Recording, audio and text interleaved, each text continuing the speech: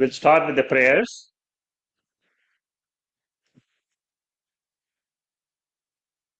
Om Sahana Bhavatu Sahanau Bhunaktu Sahaviryam Karavavahe Tejasvi Navaditamastu Ma Vidvishavahai.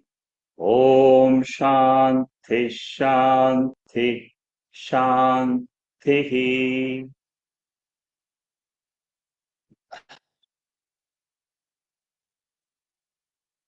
are doing Atma Bodha, and as I informed you, this is a preliminary text for beginners. We have finished 7 verses, and this Atma Bodha is divided into 68 verses, and the first 5 verses shows us the roadmap of the spiritual journey. Now we are looking at the second topic, which is the cause of samsara, cause of problems in life. Why do we have problems in life? Because we don't know our real nature. So this is the topic which goes on from verse number 6 to 14. And right in the beginning, Shankaracharya, who is the author of this Atma Bodha, says that the cause of samsara is we think that whatever we see in the world is real. Now, this is a very strange topic in Vedanta. Unless you study the Vedanta in detail, then only you will know what is real and unreal. We have seen real and unreal discussed in Tattva Bodha. Real means something which exists all the time. And Vedanta wants us to discover this real entity. None of us know this real entity. Through the study of Vedanta, we will be able to understand what is this reality which Vedanta wants to reveal to us. The 7th verse we have finished last week. Now we will go on to the 8th verse, and let us see how it chants this. Upadane khiladhare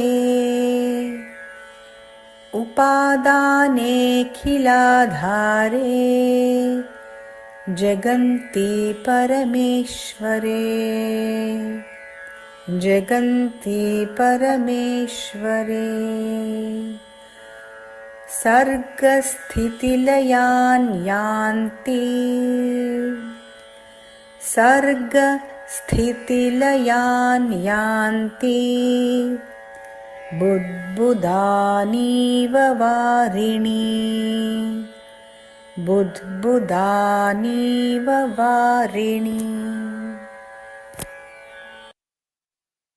Here Shankaracharya gives the example of the bubbles which rise from water. Now, what is it? What are the bubbles? Bubble is just name and form for the substance called as water. Very simple example. Big bubble, small bubble is all words to describe water only in another form. Now, here Shankaracharya says that Atma is the substance, consciousness, awareness is the substance, and the entire world rises from this consciousness and then dissolves into this consciousness. Like the bubble rises from the water and resolves into water. Similarly, the entire world, the entire cosmos rises from the Supreme Self. Supreme Self means it is Ishvara.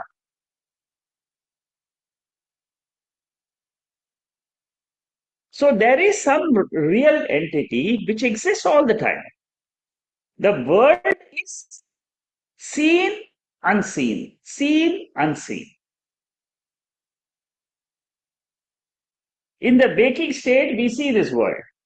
We experience with the world, we interact with the world. In the sleep state, we don't see the world, but we are still there. That I which is there in the sleep state without the world is called as awareness, consciousness. So water is the upadanam. Upadanam means material cause. For what? For the wave. You see a wave and you see an ocean. Wave and ocean are only names. But what is the substance? The substance is water. Similarly, Jivatma and Paramatma, they both are one substance which is called as Atma. What is common between Jivaha, the individual, and the total, like the individual wave and the total ocean, individual body and the total body of the cosmos? What is the common element between them? The common element is Atma, awareness. Now, in Swapna, in dream, the waker himself becomes the dreamer and the dream world. The dreamer is the bhokta, the enjoyer of the dream. The dream world is bhogya prapancha. The world, dream world, is the object of awareness. Now, it is one waker alone who becomes the dreamer and the dreamer. Similarly, the Veda says there is one Atma or one Brahman which is becoming the individual Shariram, the body, the entire cosmos. Behind this body, there is a Jiva. Jiva means what? An experience. Veda says behind the cosmos also there is an experiencer, and that experiencer is called as God or Ishvara. So individual and total are one and the same when you look at it from Atma standpoint, from awareness standpoint. So the reality which is called as Atma or Brahman projects this waking state. We talked about the dream and the waker. Now we have to go one step forward. Waker and Atma, waker and Brahman. There is a reality which we call it as Brahman. Now that Brahman becomes the waker and the waking world. So if I want to know my real nature, what should I do? What should the dreamer do to understand that he is not the dreamer but he is the waker? He has to wake up. He has to drop dreamerhood status. Similarly, I have to drop the wakerhood status and then wake up to my real nature, which is Atma. This Atma is Satchidananda Atma, which we have seen in Atma Bodha. The description of that one reality is Sat, which means existence. Chit means pure consciousness. And Ananda means infinite bliss or happiness. So I, the Atma, am the material cause for the entire universe when I look at myself as the awareness, consciousness principle. Kila ahare, entire cosmos. It is difficult to believe. You see, when you come into Vedanta, Vedanta reveals something which is initially, we'll find it mind-boggling.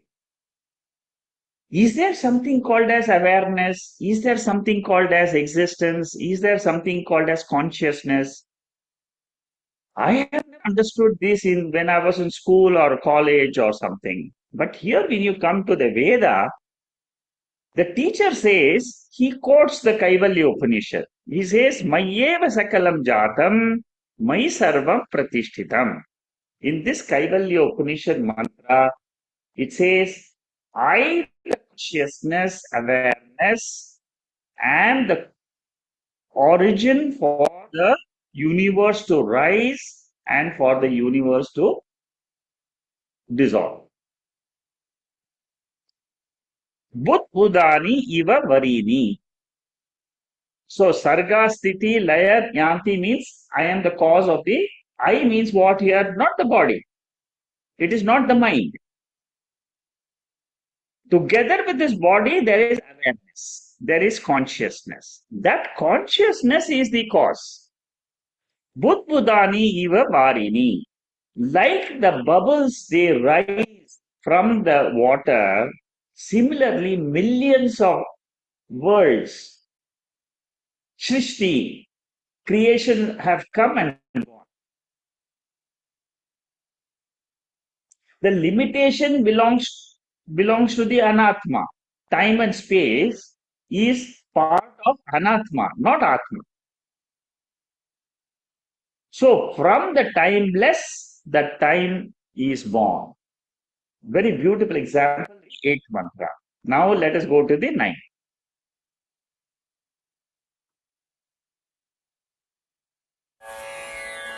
सच्चिदात्मन्यनुस्यूते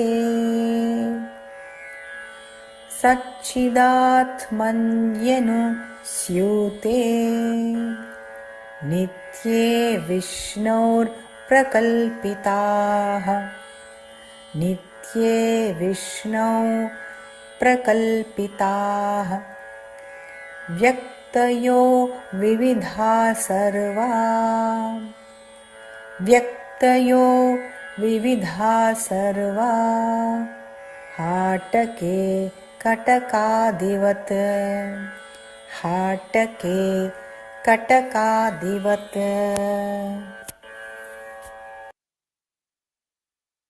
So here, Shankaracharya in the ninth verse, he gives an example. See, the beauty of the Atma Bodha is it's a very simple language used by Shankaracharya. And he has given simple example.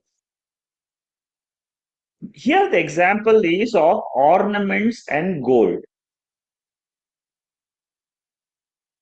What are ornaments like chain, ring, bangle? They are products of one gold. So similarly, the entire world of beings and things are product of one substratum, which here Shankaracharya calls it as Vishnu. We can call it Shiva, we can call it Devi, we can call it Vishnu, all this is the same thing. And what is the nature of that Vishnu? Sat, Chit, Ananda. Existence, consciousness, bliss. So, verse 8 was talking about Samashti Adhyasa. Adhyasa means error, mistake.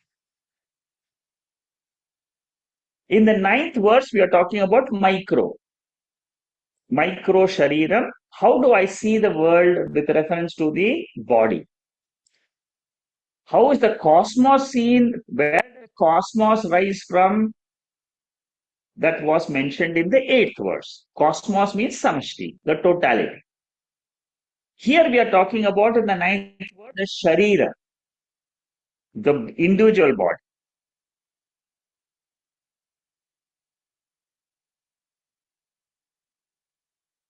What do we do normally?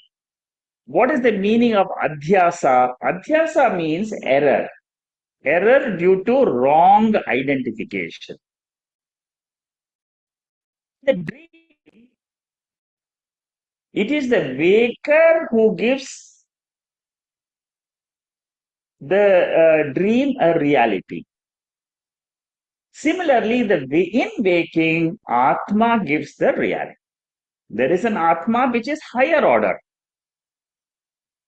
The higher order of reality means what?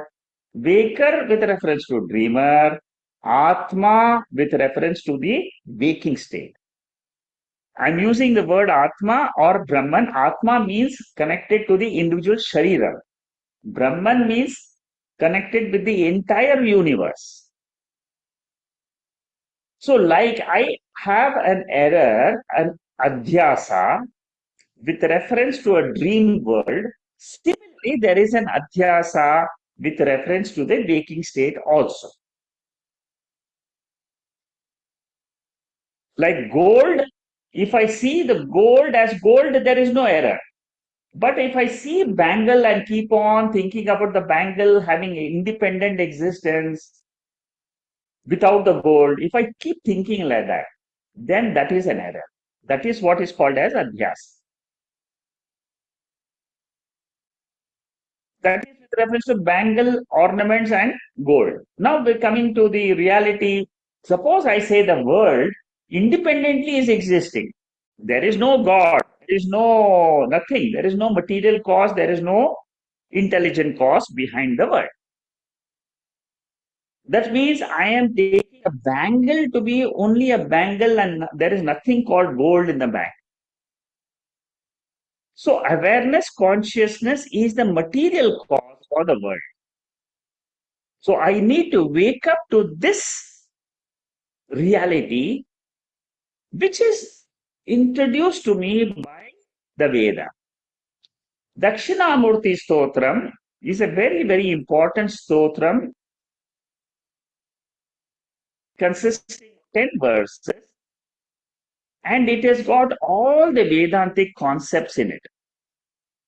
The very first sloka of Dakshinamurti Stotram says, Vishwam Darpana Trishyamana Nagari Tulyam. This whole world is seen as if I'm seeing myself in a mirror. My face I'm seeing in the mirror. Clearly, I'm seeing the world. The world is like a mirror. I'm seeing myself only. That is the comparison given in the Dakshinamurti Stotra. Swatmanameva dvayam. Swatmanameva advayam. That means I myself, the waker himself becomes the dreamer and the dream world. Atma itself becomes the waker and the waking world. Don't forget Atma, because throughout the Atma Bodha, we must clearly differentiate Atma and Anatma. Atma is independently existing, awareness, consciousness. Anatma is the body, mind, and body. It does not have an independent existence. For example, if you see a movie in a TV, the movie depends on the TV screen, but the TV screen can remain without the movie. Similarly, Atma conscious awareness is the screen on which the waking, dream, and sleep states are coming and going for each jiva.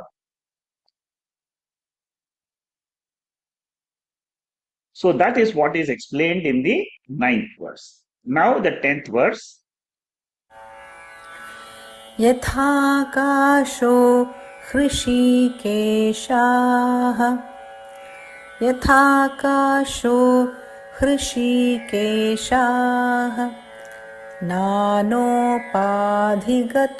विभुः नानोपाधिगतो विभुः तद्भेदाद्भिन्नवद्भाति तद्भेदात् भिन्नवद्भाति तन्नाशे केवलो भवेत् तन्नाशे केवलो भवेत्. So here the example is Akasha, means the space. So space, when it is associated with a hall or a room or a stadium, we say it is a small space, big space, medium space. There is no space in the room. So the room is upadhi. Upadhi means it is a conditional medium. So similarly, consciousness is all-pervading principle. It appears to be conditioned or enclosed in the body. See, awareness we all feel. I am aware. But what is the nature of that awareness is what is being described here.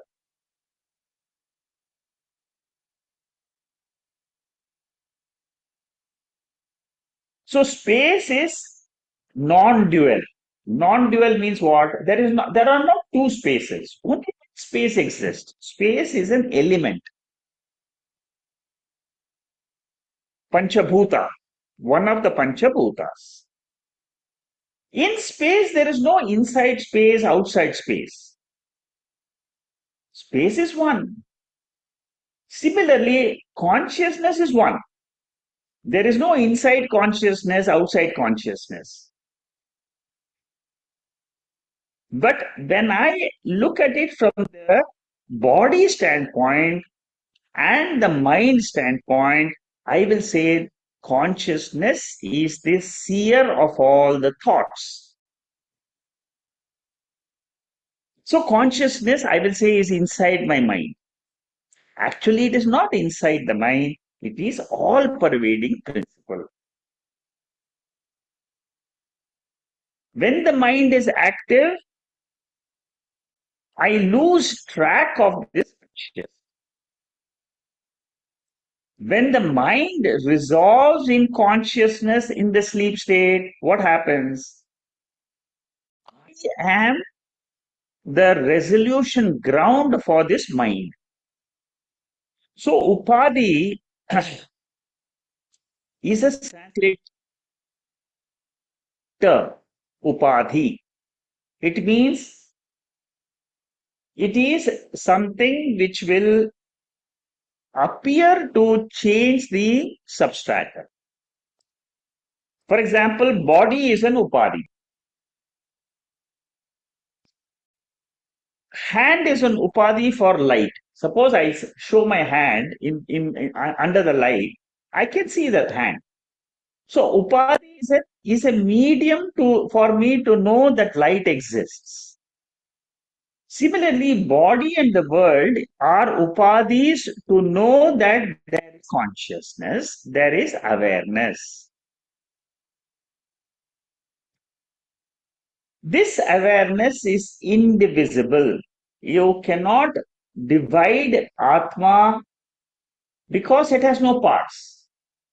Space cannot be divided because space has no parts.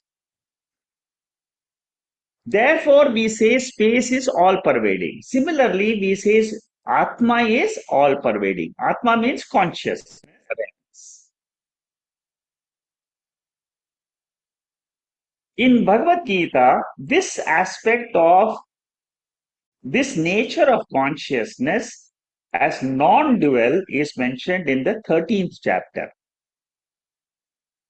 Kshetrajnam chapi mam vidhi sarvakshetreshu bharata.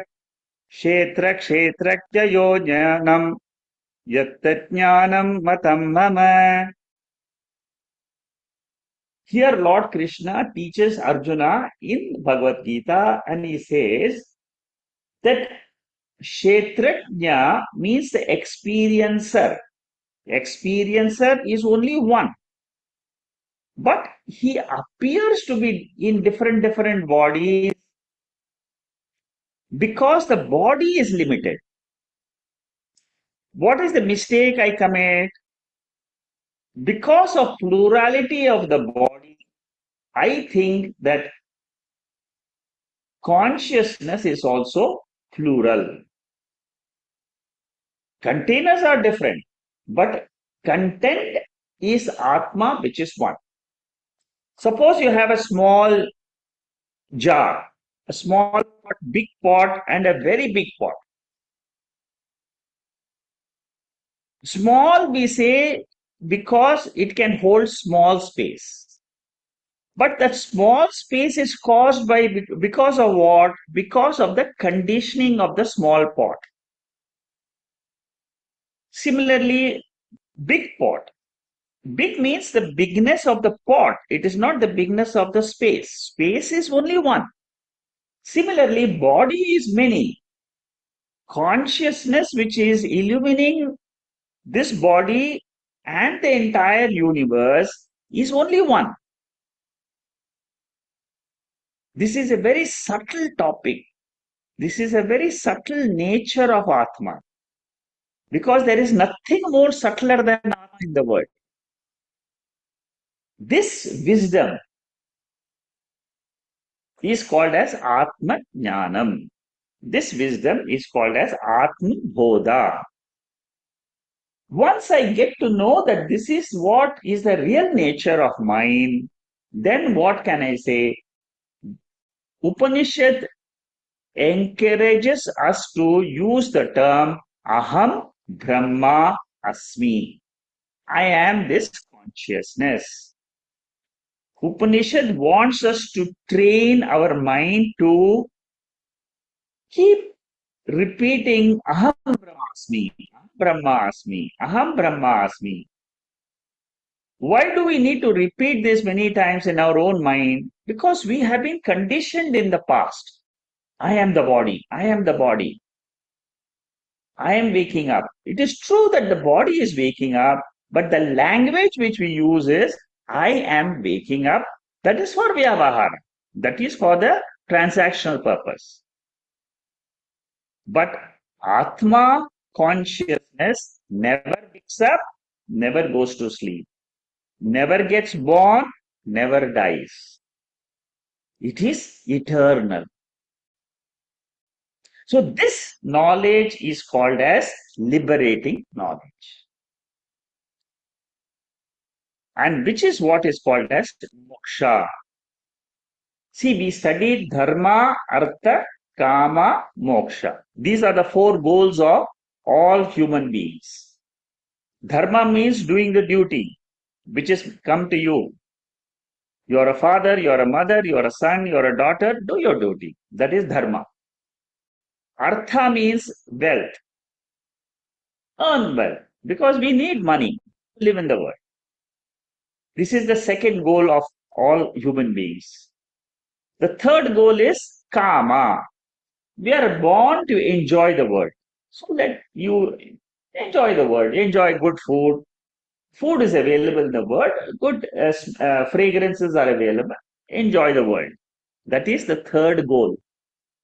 The last goal is moksha. Moksha means disidentification from the body and holding on to Atma as the real nature of mind. Atma means awareness, consciousness. And that is the ultimate goal. Okay? Next, we'll go to the 11th verse. नानोपाधि वशादेव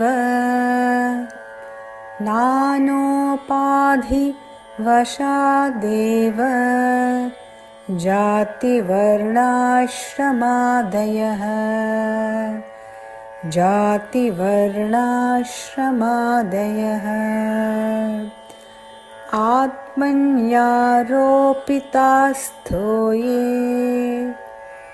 आत्मन्यारोपितास्थो ये रसवर्णादिभेदवत् रसवर्णादिभेदवत्.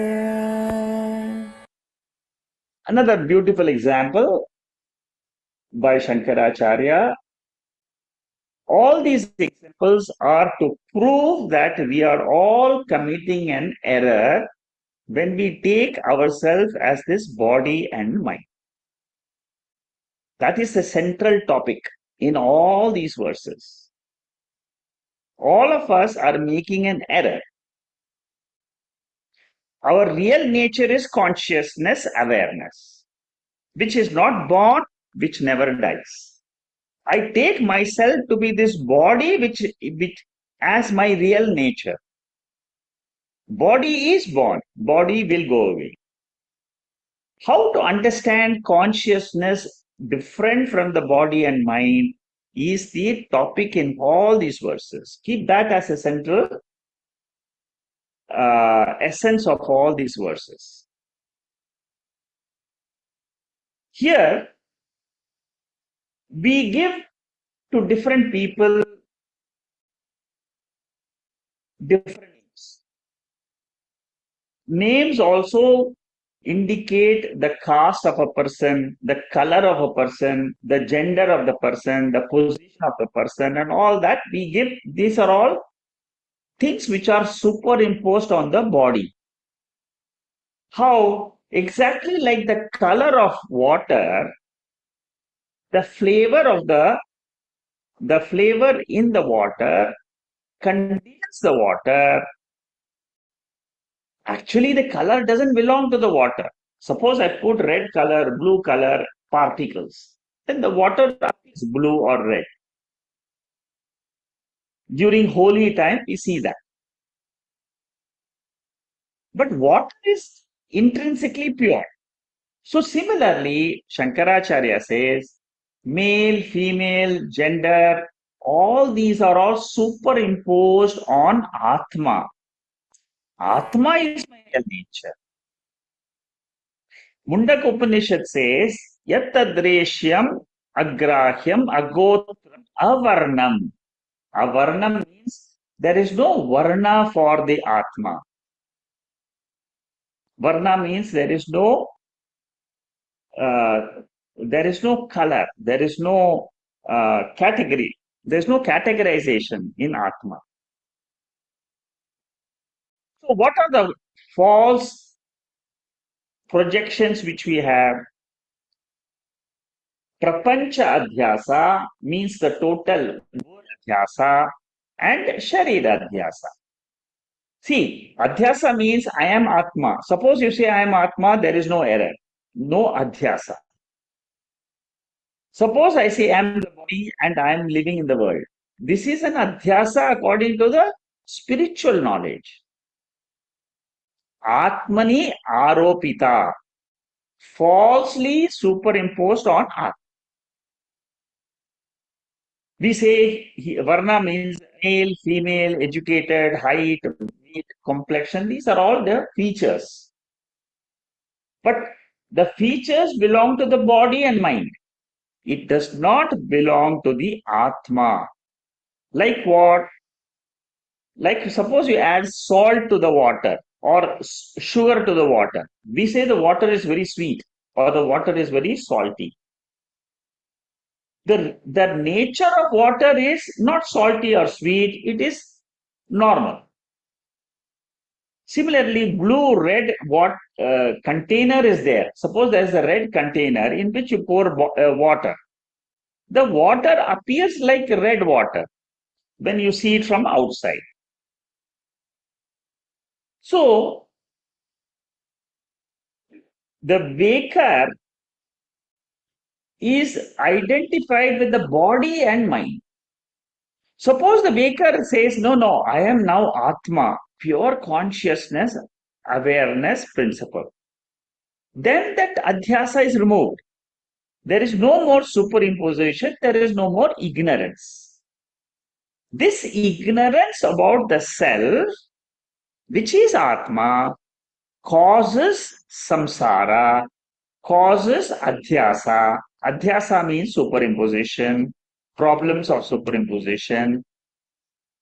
And then I say, I am born, I am dying, I am old, I am rich, I have got this problems, and so on. See, Shankaracharya doesn't negate the problems as such. He says problems are there, but they belong to the lower order of reality. Like, for example, what? Dream problems are there for the dreamer. Waking problems are there for the waker. But a person, a seeker, or a jnani who has woken up to his higher nature of Atma, he has no problems because he is standing on a higher pedestal.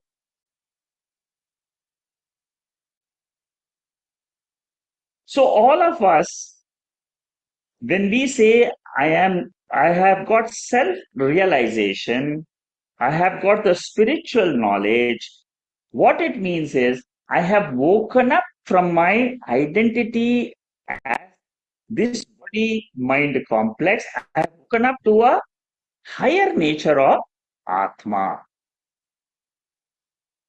Okay? See, these are all very beautiful verses which convey the greatest truth. Whatever we will learn in Bhagavad Gita or Upanishads is also here. Next verse. पञ्चीकृतमहाभूत सम्भवं कर्म सञ्चितम्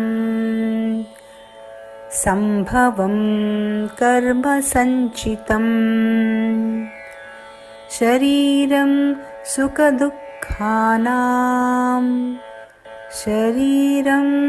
सुखदुःखानां भोगायतनमुच्यते.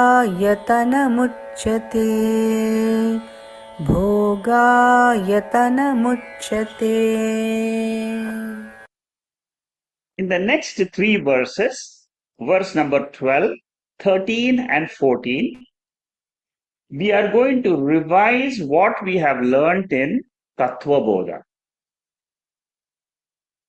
In Atma Bodha, the previous text which I had taken before Atma Bodha, for the beginners, we said that a jiva, an individual, is made up of three sharirams, three bodies. Gross body, called as Sthula Shariram in Sanskrit. Sukshma Shariram is the subtle body, and the Karana Shariram is the causal. Three Sharirams, three bodies, each one of us. Now here,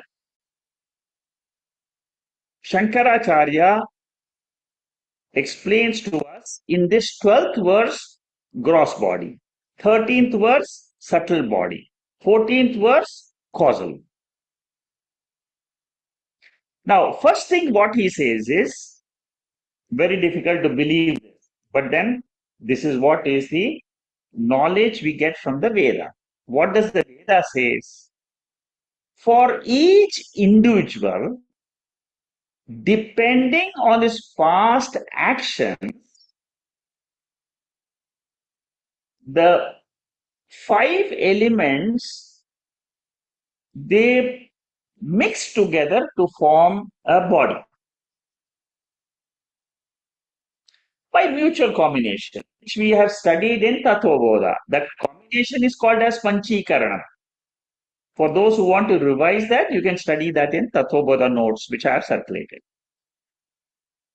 Now, what is this body? Body is only a house.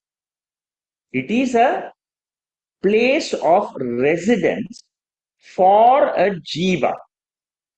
Jiva means an individual entity who lives in this body and then goes and takes another body in the next birth. So the body is the tenement of experience. And what is the experience? Experience is pleasure and pain.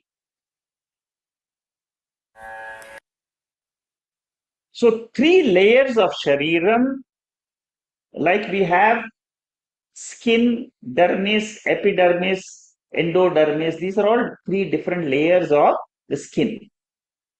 Go deeper, deeper, deepest. Similarly, sthula shariram, sukshma shariram, karana shariram. Gross body, subtle body, causal body. Causal body is the interior most matter principle. It is, I would say, not matter. It is something different than panchabhutas, but it's still a type of, another type of matter.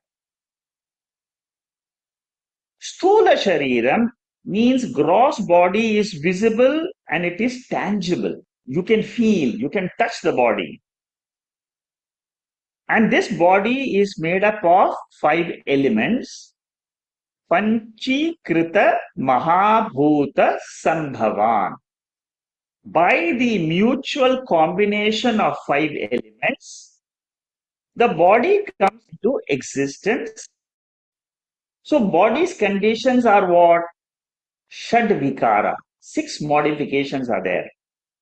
Potential existence, birth, metamorphosis, decline, and death. Decline means old age. Metamorphosis means there is no growth. There is no decline. You're just stable from 35 to 50.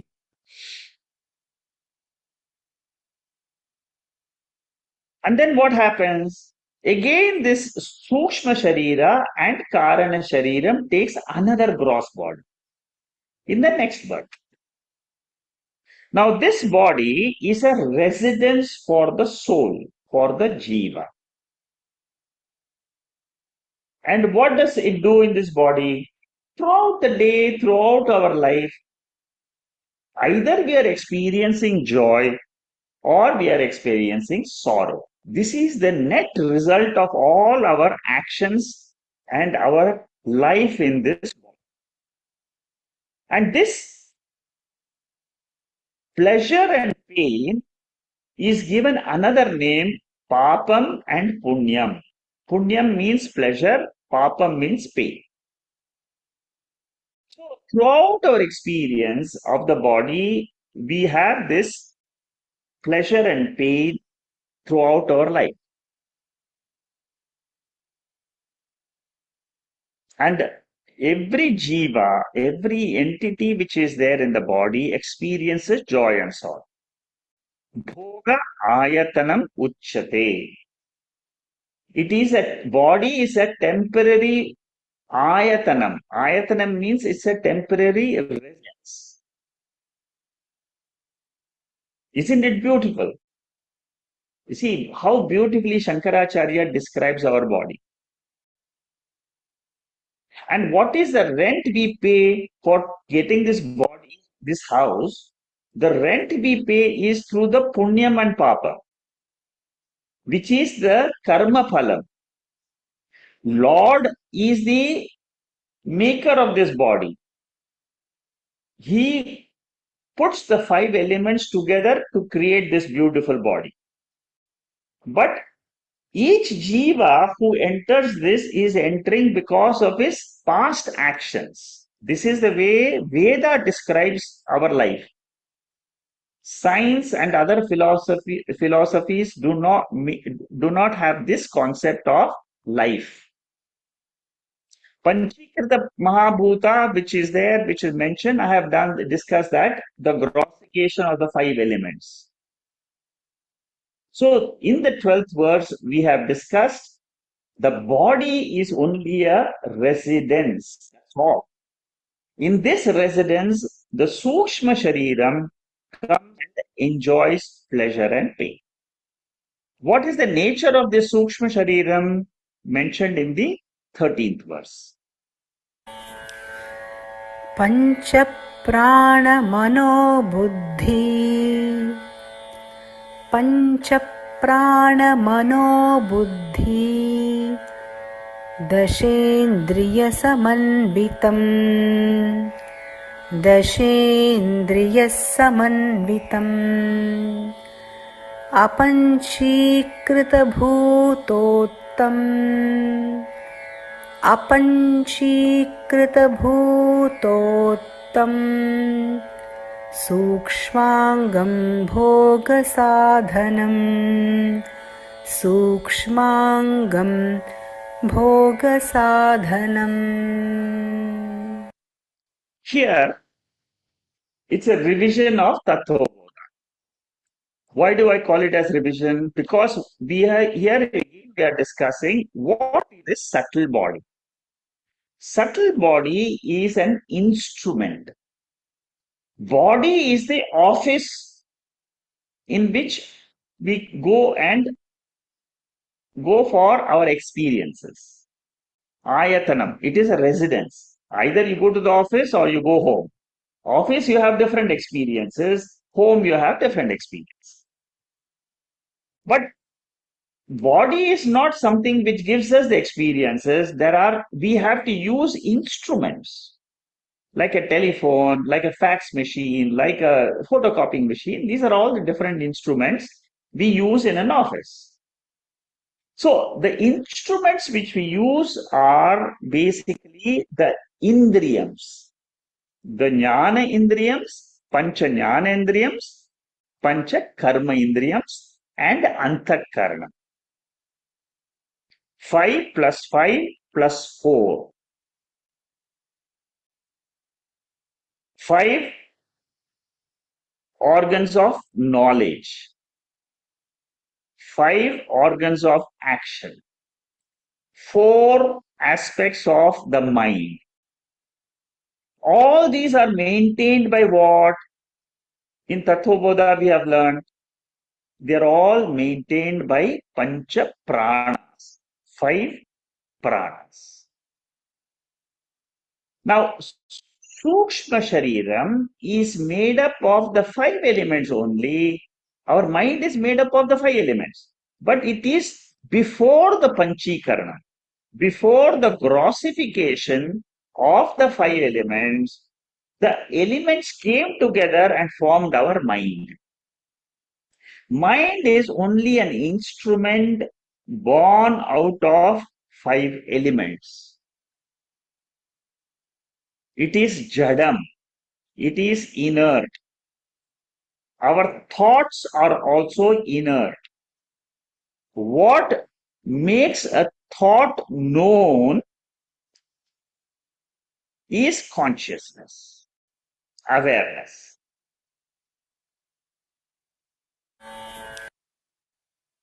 So, vikara means subject to change. This Sukshma Shariram is subject to change. This Sukshma Shariram, that means our sense organs, our organs of action in a subtle form, and the mind in subtle form, they go on becoming they go to another body in the next janma. Sthula Shariram is an abode. Abode means it is a place in the world. The instruments which contact the world are our eyes, ears, nose, skin. And these sukshma indriyams are only known to me. What are the sukshma indriyas? Eyes, ears, nose, tongue, skin. This is what 5 jnana indriyas. We studied this in Tattva Bodha. What is karma indriyams? Vak, pani means hands, vak means mouth, pada means legs, payu means anus, upastha means genital organs. Now, these are the 10 organs which we are using every day. Organs are instruments only. Normally, we take that organ as myself. I take mind as myself, eyes as myself. But here we have to learn to separate I and the instrument. Pancha pranas are prana, apana, vyana, samana, udana. Prana means the inhalation, exhalation. Apana means the excretory function of the prana. It is one Vayu Tattvam which gets divided into 5 portions. According to the air which exists, which we breathe in, and according to the position where it exists, it performs a certain function. Vyana is a circulatory function which happens throughout the body. Apana is only the excretory function. Samana is only in the stomach, digestive function. Udana is in the throat area. It is an immunity. It clears the toxins. Whenever we have certain things, toxins in the body, we want to vomit. So that function of vomiting is called as udana.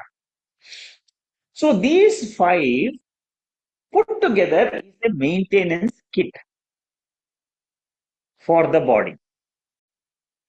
Then we have another tool, like we have the Pancha Jnanendriyas, Pancha Karmendriyas. Those are called as Bahya Karanam, external organs. Then we have internal organs. These are all Atma Bodha. We have already studied this in Atma Bodha. For those people who have not attended, I'm just expanding on them. So, mind, intellect, memory, and ego. These are the 4 components of the buddhi. Mana, buddhi, chit, ahankara.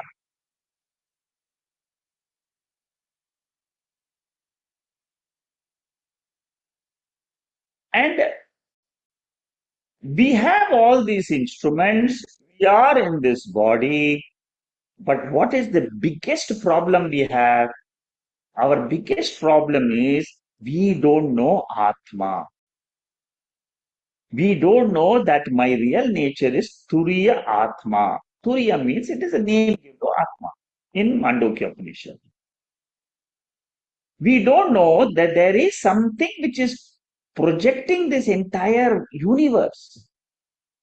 Like the waker projects the entire dream universe, there is an Atma consciousness, awareness principle which is projecting this waker universe. If I come to know that, then there is no problem. Then I am free. That is what is called as moksha. Coming to know that there is an Atma, there is something which is projecting this entire world. Generally, we will call it as God. But here, when it comes to Vedanta, we call it as Brahman or Atma. So we have studied the nature of Sukshma Shariram in the 13th verse. Now we are going to study what is this ignorance, what is this causal nature, causal body in the 14th verse.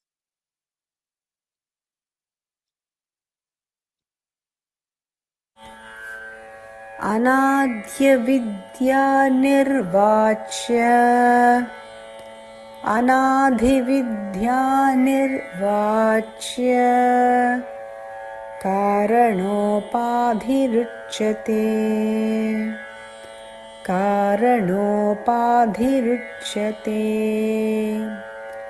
Upadhi tritayadanyam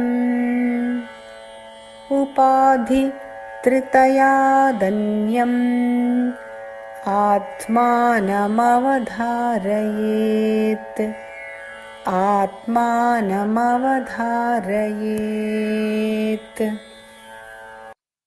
Now this causal body is a very, very subtle body. See, gross body easy to understand. Everybody can see it, visible. Sukshma Shariram, subtle body, mind, okay, we can still understand because subjectively we can understand our mind. But causal body is ignorance. That ignorance, you cannot describe it at all. There is no words to describe. Only you will know what is ignorance when you know what is Atma. The moment you come to know, oh, that is real nature, then you will know, oh, I was ignorant about that. So, knowledge of Atma removes this ignorance of Atma.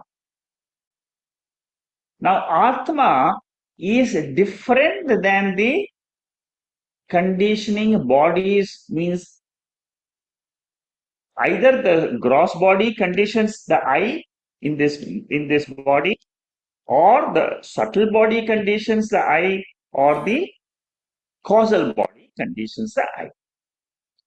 The causal body is like a seed form.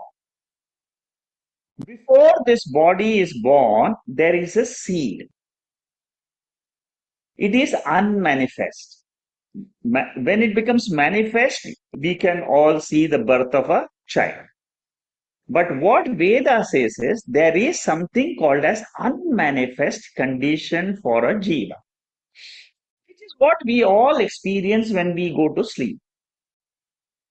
Unmanifest condition, latent potential condition. It is not available for me to experience it. It is not available for others also to experience. It's like the DNA, which is a code form of the individual. Causal body is not the five elements, but it is ultimate causal matter for the entire world. Science has not even come to understand this causal nature, which is called as Mula Avidya. This Mula Avidya is not energy. Mula Avidya is Prakriti, or we can call it nature. It's a very, which is a diluted form of the word Prakriti, nature. Now, this Prakriti can have evolution to become the entire cosmos. This Prakriti is also called as Pradhanam in another philosophy called as Sankhya. It is a seed condition for the entire universe. See, for example, this body, according to Vedanta, is not the ultimate. There is another seed form for this. So, this seed form is there during Pralayam. Pralayam means when the entire creation goes into a dormant condition. The whole universe becomes dormant. Sleep is just an example of Pralayam. Just a small experience of what happens to me when the whole creation goes to sleep. The life of Karana Shariram is millions of Srishti and Layam.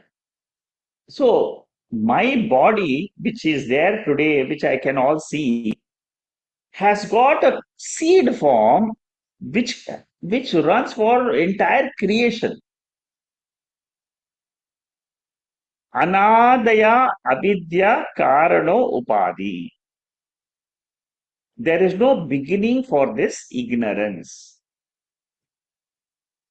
When compared to that Karana Shariram, the world is, which we in the waking state, is just a small experience. It is experience like the dream. How can we describe a dream? Can anybody describe a dream? all what we can say about a dream is it is anirvachaniyam, indescribable. I can't say the dream is existent. I can't say the dream is non-existent.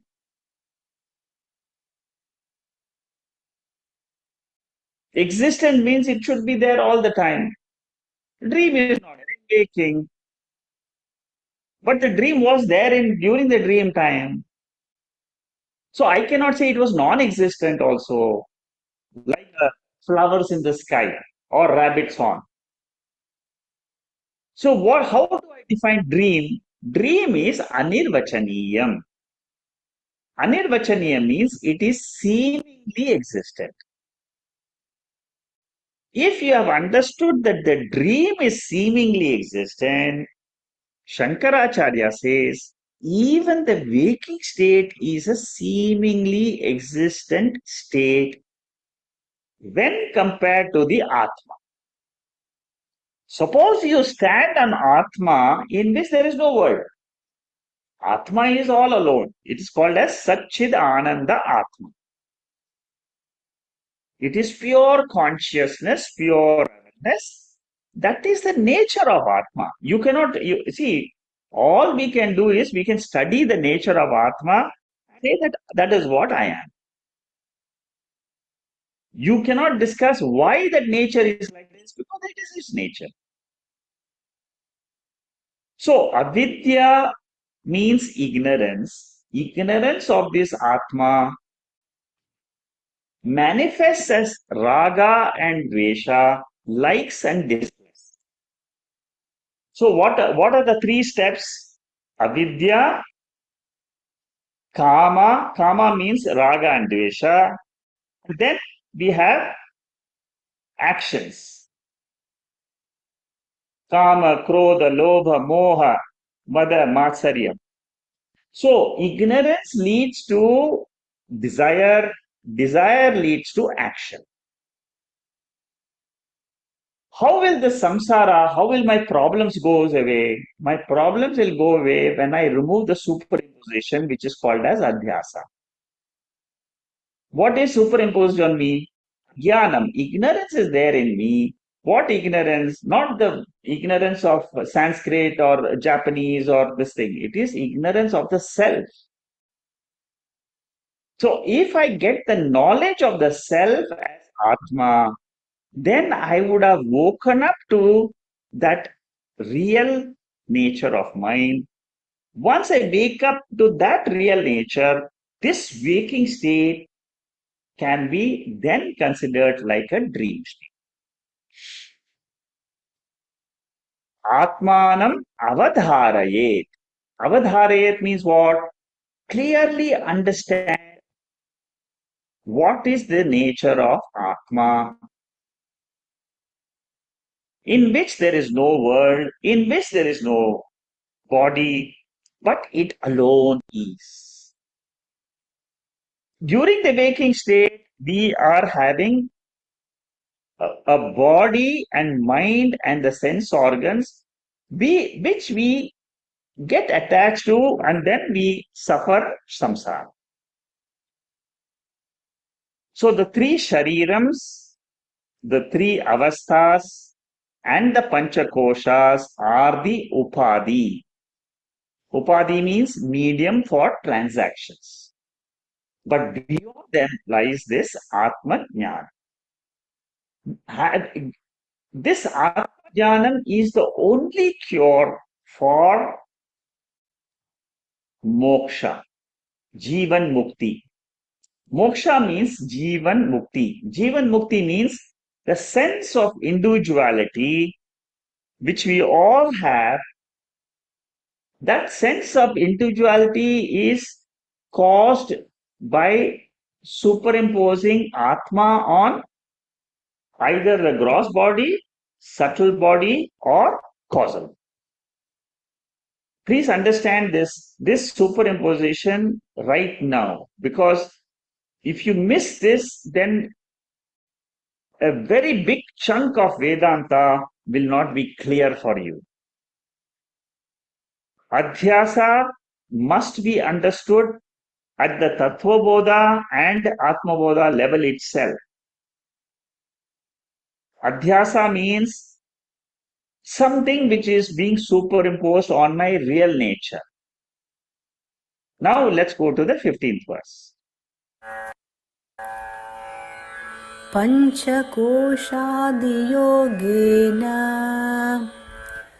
पञ्चकोशादियोगेन तत्तन्मय इव स्थितः तत्तन्मय इव स्थितः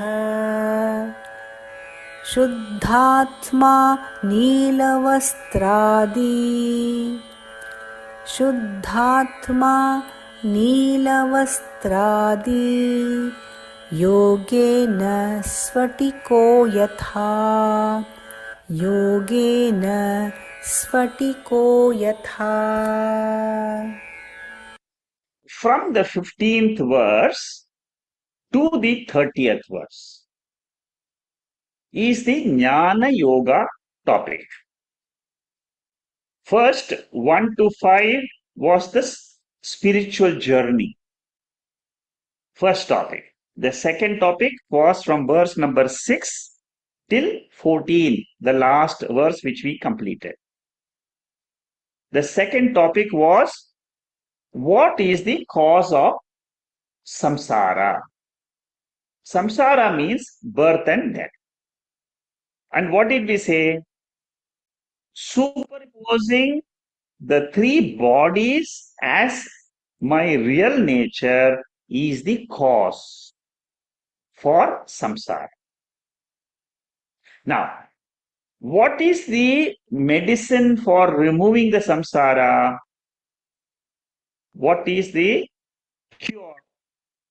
The cure is Jnana Yoga, which is from 15 to 30. 16 verses are there, which we are going to start. So here in the 15th verse, Shankaracharya says, the 5 koshas are appearing on Atma. Atma doesn't have any kosha. Atma is free from all attributes. But how does it happen? He gives an example. Suppose you have a clear crystal, pure crystal. That crystal is, when you look at it, it is colorless. Suppose you keep a blue or a yellow colored cloth or a flower next to the crystal. Then what happens to the crystal? The crystal appears blue or yellow. So similarly, I am the consciousness, I am the awareness, I am pure like the crystal. Shuddha Chaitanya, which is what we are in the sleep state. Suppose you remove the body in the causal body in the sleep state, who am I? I am the consciousness, which I never knew it existed. When I come to Atma Bodha only, I study this type of examples, I come to know there is something called as pure self. And then, knowing that pure self, I get freedom from samsara. See how beautifully Shankaracharya writes this Atma Bodha. Very simple examples he takes. Atma-dhanam requires a very sharp, focused, one-pointed, subtle intellect. Why? Because this Atma is hidden. Upanishad says, Esha sarveshu bhuteshu gudottama na prakashate. This Atma is deep self. It is covered. Like in a cave, there is darkness. Unless you put light in the cave, then only you can see what is there in the cave. Similarly, Vedanta is the torch to go deep within ourselves and light up that Atma and see that I am that pure Atma. What are the means, simple means taught to us in Bhagavad Gita for making our intellect sharp? The two yogas which are given in Bhagavad Gita are Karma Yoga and Upasana Yoga. The details we will study in the next Bhagavad Gita classes. Karma Yoga means doing proper action. What is the means of doing proper action? Body is acting. Prakriti is acting in the world. Prakriti has got three gunas. Sattva, Rajas and Tamas. Three gunas are acting through the body, acting outside, and it is interacting with the three gunas of the world. World outside is made of five elements. Body is made up of five elements. The indriyams, we have studied in Atma Bodha, space in causes Shrotra Indriyam. Shrotra Indriyam has got a component of sound in the external world. So it is the Prakriti, three gunas and acting, that is what Bhagavad Gita says. Who am I? I am not these gunas. I am Nirguna Atma. That is a lesson of Karma Yoga. Upasana Yoga means meditation. Creating a distance between I, the Atma, and the mind is called as meditation. So in meditation, what do? I only say I am the Atma. And then the thought will come. You just say, neti neti, this thought is not me. Again, you say, I am the Atma, like the pure crystal. The yellow cloth is like the thought. Different type of colors of cloth will come in the mind. So, my real nature is Satyam. I am pure consciousness. But this pure consciousness is tied up with the three sharirams today. And whenever I identify with the body or mind, there is a notion which is born in the mind. That notion is called as I.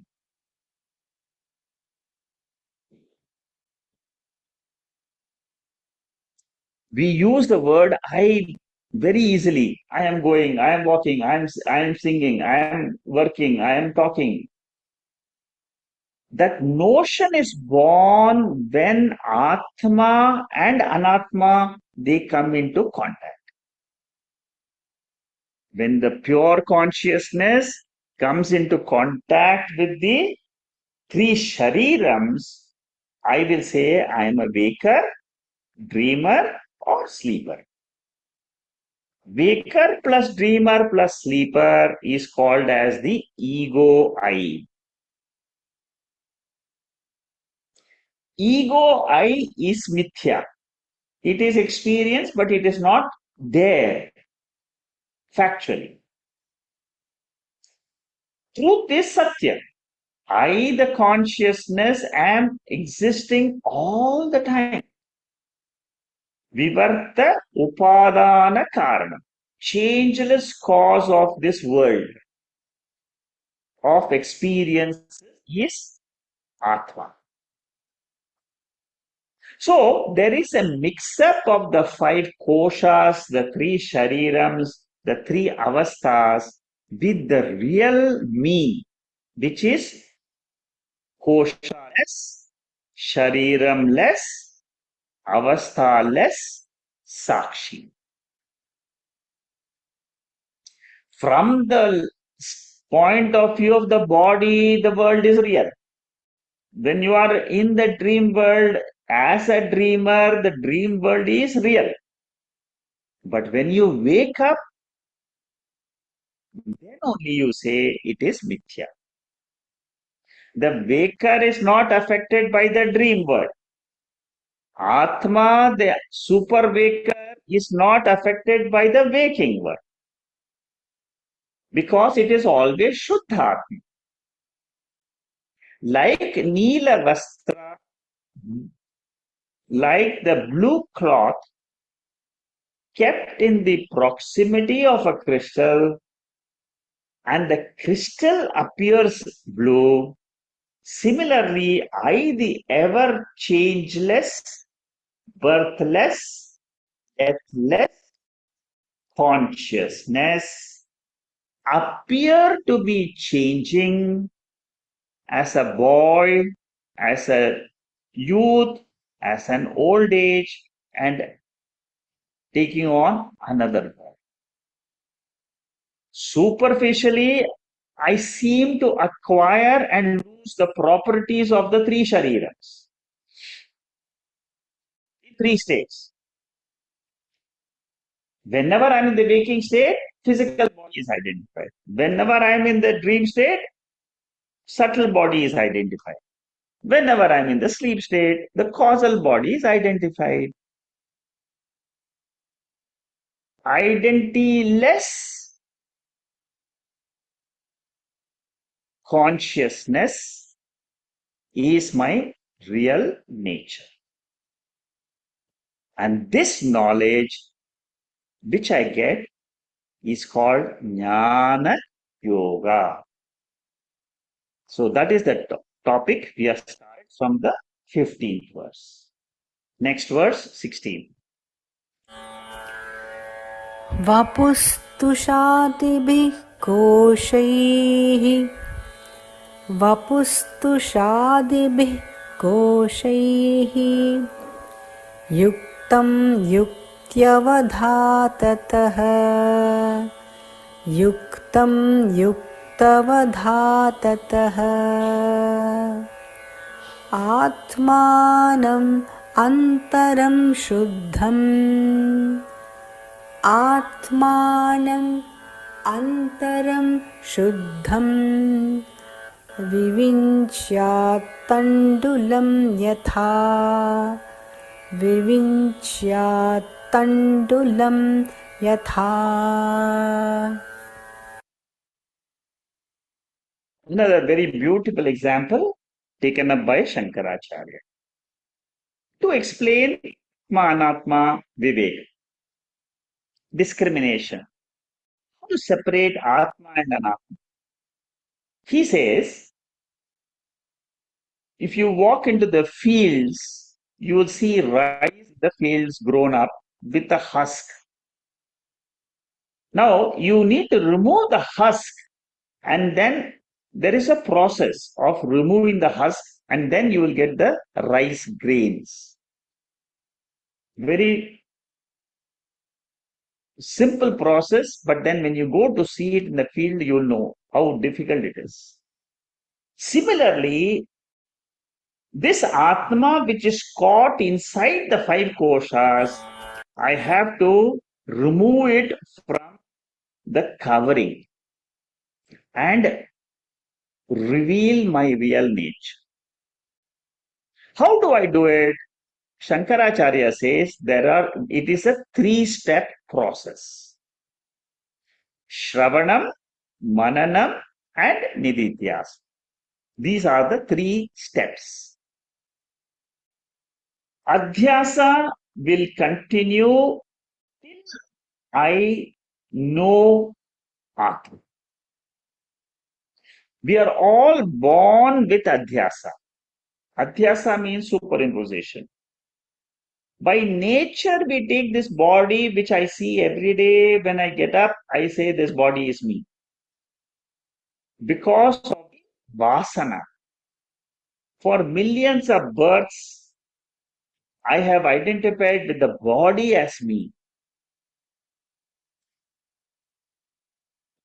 That is what is called as avidya, karana shariram.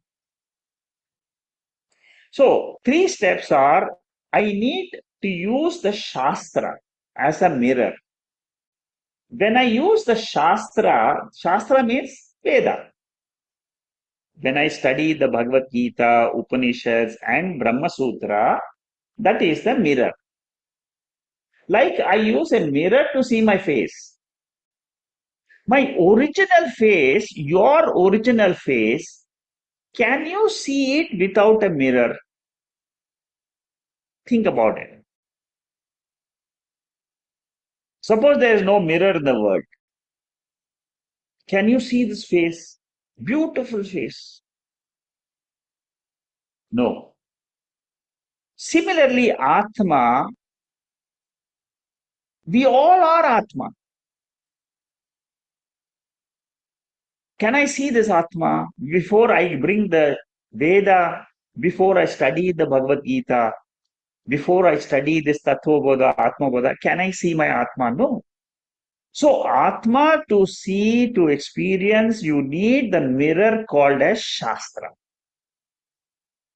And the way to use this mirror is explained in Shravanam, Mananam, Nididhyasa. Shravanam means listening to the Guru who is teaching the scriptures. Mananam means Nishchaya Jnanam, doubtless knowledge. The Guru is teaching Atma Anatma, Viveka. But my mind is throwing a lot of doubts. Mananam means self-introspection to remove the doubts. Nididhyasanam means I have old vasanas of kama, krodha, which disturb me every day. Morning to evening, I have got hundreds of desires for the physical body, for the subtle body, for the causal body, hundreds of desires. These vasanas are erupting like the volcano. I have no control over them because that is the creation. So, what knowledge Veda gives is what is evident, Veda negates. The body and mind is evident, Veda negates. What is non-evident, which is invisible, consciousness, like the electricity, the Veda wants me to discover that. So, Vyaktam and Avyaktam. Moonlight has got light not belonging to the moon, but the light in the moon belongs to the sun, which is getting reflected in the moon. Similarly, consciousness in the body does not belong to the body. The consciousness belongs to a separate reality, which we call it Brahman or Atma.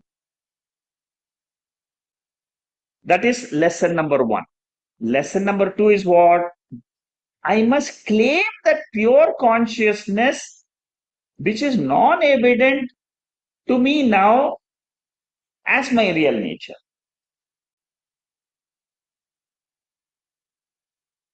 So, I have to separate the consciousness like the electricity I separated from the fan. Fan is rotating. I have to understand what is the electricity which makes the fan move.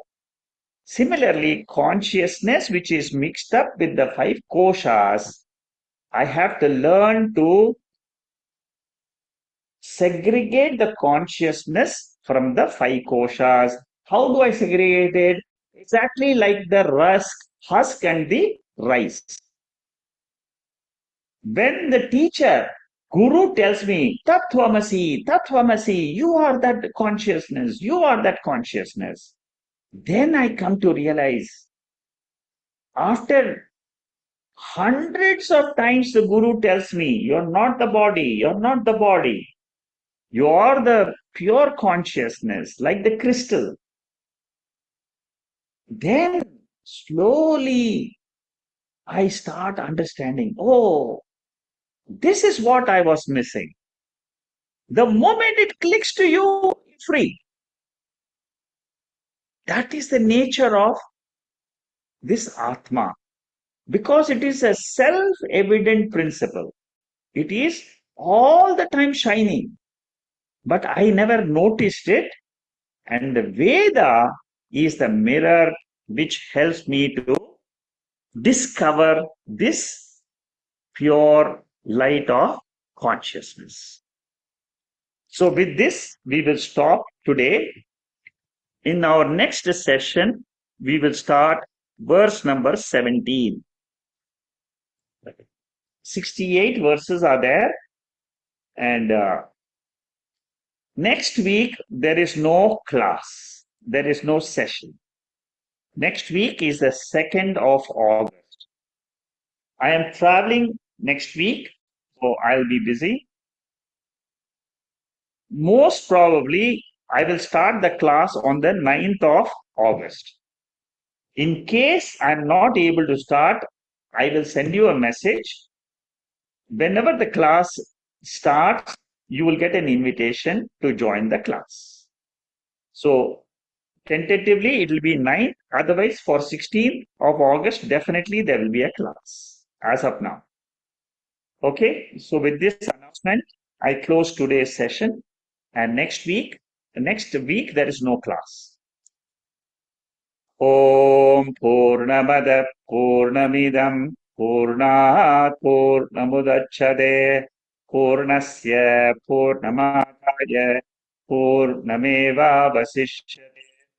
Om Shanti Shanti Shanti. There are no questions on the chat box. In case you have any questions, please raise your hand or unmute yourself and you can speak up. These examples in Atma Bodha are very beautiful examples, very simple examples which Shankaracharya has taken. This shows what a genius of a teacher he is. Simple examples he takes and then he unfurls the truth. Anybody wants to ask a question? Guruji, namaskar. I was saying that point you brought about ignorance of ignorance regarding ignorance is all pervading from the beginning. Like Atma is there from the beginning. It is our duty to remove the ignorance. That was very striking. Yes. You see, that is one of the things which Shankaracharya brings it out very clearly, that right from the beginning itself, we are born with ignorance. In fact, in one of the Upanishads, Shankaracharya says that this ignorance is there in our previous birth also. In your previous birth also, I took myself as the body. There was no guru who came and taught me, you're not the body, you're the Atma, you're the consciousness awareness. Nobody woke me up to that knowledge. Till somebody comes and tells you and teaches you, ignorance will not go. And that ignorance about Atma is given a special term, Mula Avidya. Mula Avidya means it is a special ignorance about my nature. And the moment you understand that my nature is not the body, my nature is consciousness, awareness. The body is there temporarily, but consciousness is there permanently. That is another very big lesson we all have to learn. When the body is there, consciousness is there, which is enlivening the body, like the electricity enlivening the fan or the light or the bulb. But suppose the bulb is fused, is the electricity dead also? or the electricity continues in another, in the other room, the electricity is continuing, it is lighting the other bulb. So electricity, nothing happens to electricity. Only the bulb has fused. When the body dies, one bulb has fused. So body is an external instrument. It is an external organ. All of us have to identify, I am not this body, I am the light which illumines this body. I am the consciousness, awareness which illumines this body. Repeat this hundreds of times in your own mind. I am not the body, I am the light which illumines the body. I am not the thought, I am the light which illumines the thought.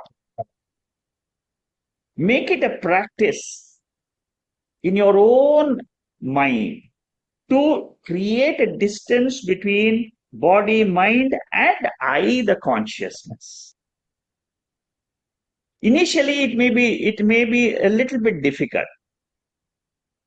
But when you get more and more knowledge from Atma Bodha, and next, when we do Bhagavad Gita, it will be much more clearer. In the very second chapter of Bhagavad Gita, Lord Krishna tells you, you are Atma. You are not born. Same thing which we have learnt in Tattva Bodha, Atma Bodha, in Bhagavad Gita, same lesson is taught. And in Kathopanishad, the same verse is repeated. Na jayate mriyate va. So in Bhagavad Gita, in Tattva Bodha, in Atma Bodha, in Kathopanishad, all the time the scriptures are teaching me you are Atma. Brahma Sutra, Tattu Samanvayat, the fourth sutra. In Brahma Sutra, it tells you the central teaching of the entire scriptures. Whether it is Bhagavad Gita, whether it is Puranas, whether it is Brahma Sutra, whether it is Upanishad, all the scriptures, all the time, they only have only one goal, to teach us, I am the Atma. So good. You brought up a very good point, that ignorance is something which we are born with. Thank you, sir. Thank you. Anybody else? Yeah, Shama, you have a question. Go ahead. Hari Om Shekharji. So it's amazing, listening to your classes, and I just get this feeling, as if like you've been walking not only in this life, but my previous lives. I've been walking as a total stranger in a foreign land. So neither do I know who I am, nor I know where am I walking. And you feel, God, what is this? What is this? It's extraordinary, so it just puts me in some different place, and I think, God. So that's really just the impact of your talk. The question which I wanted to ask, so yes, who am I, where I am, and how do I navigate, So this question of navigation is there. And then this question of Asti Jati Bhati Priya Moda, it's this existential question. So would Asti and Jati, would it mean Sat? And Bhati would mean Chit? And Priya is equivalent to Ananda? Yeah, you're right. Asti means existence. It is Sat. Yeah. But here we are talking about Asti. Are you talking with reference to the body, or are you talking with reference to consciousness? Asti, with reference to the ultimate, because all the time with reference to the ultimate Atma, Asti means existence, Bhati means Chit, consciousness, and Priya Moda and all that is Ananda. But the term Priya Moda is used for reflected Ananda, not for original Ananda.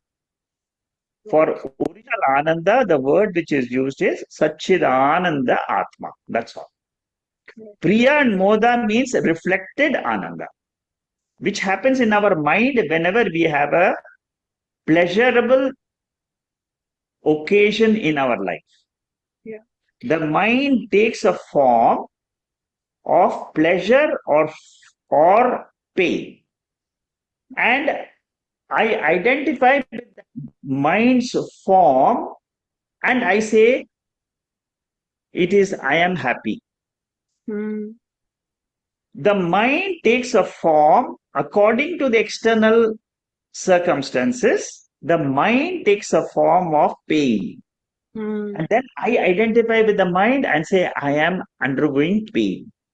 So many vrittis. Vrittis. The vrittis forms are changing. And I think that I am the vrittis. There is no distance between me and the vritti if I am a ajnani. If I am a ignorant person who is ignorant about the Atma, you will say, I am having a lot of pain today. Emotional pain, intellectual pain, bodily pain, physical pains. These are all pains. But then it is the what? How does it happen in the how does it happen in this body?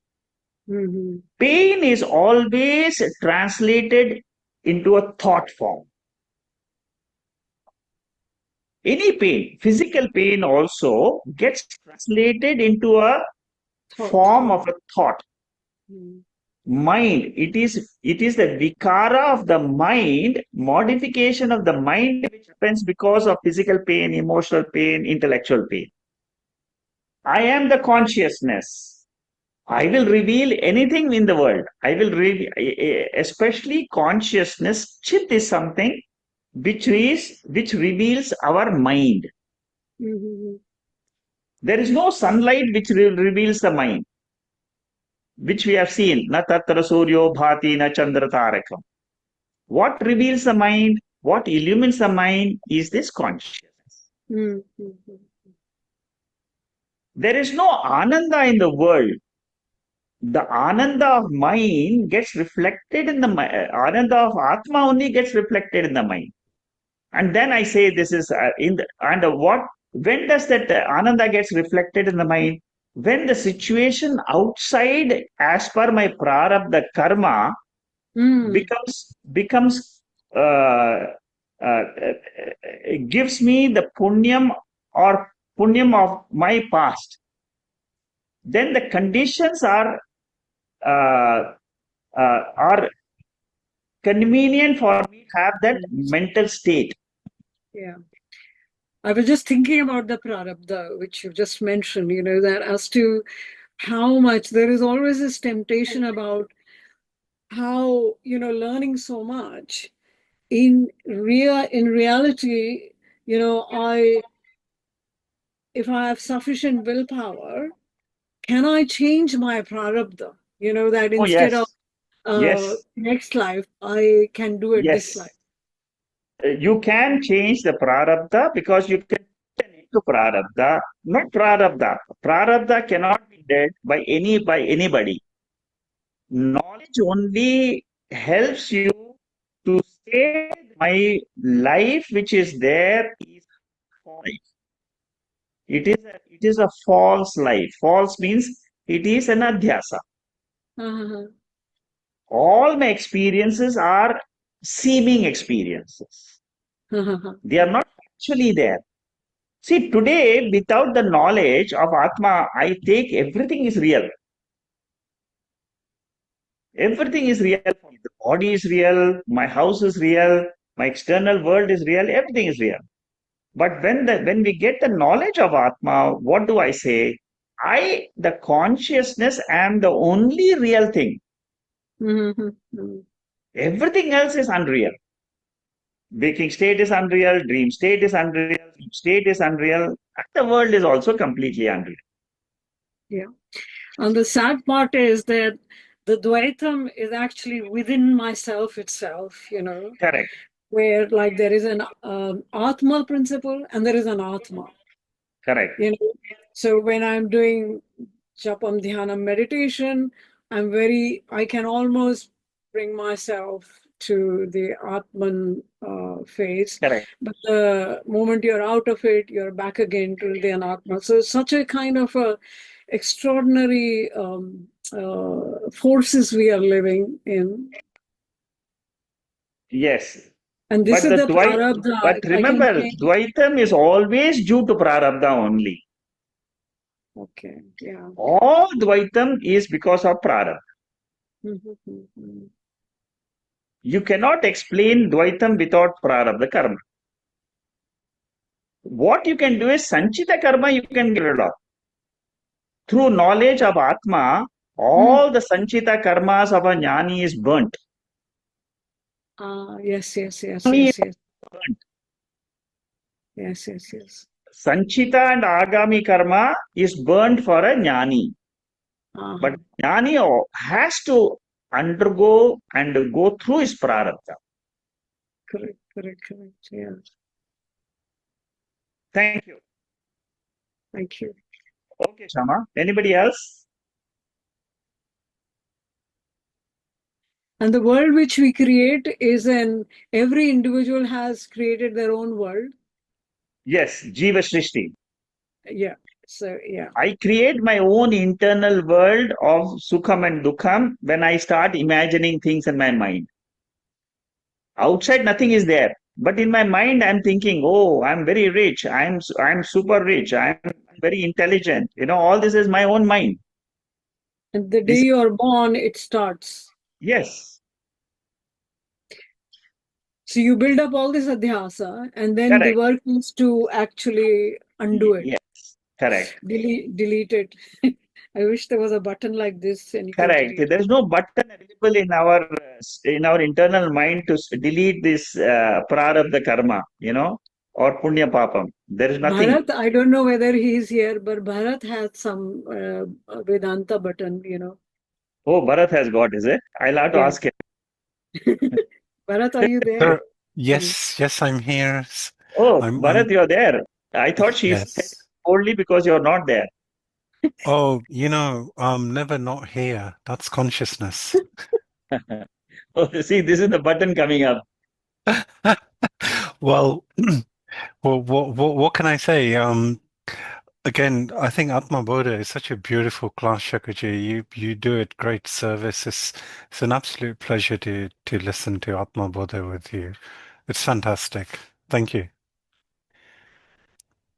Good. Thank you, Bharat. Thank you. Anybody else has a question?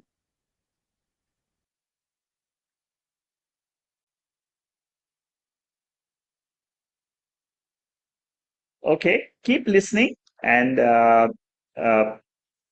next week, remember the class. And then wait for the following week, the 9th of August. We'll see if we can have a class that time. If at all I'm back, you'll get to know through the WhatsApp. Thank you. Namaste. Hari Om, Guruji. Hari Om. Hari Om. Thank you.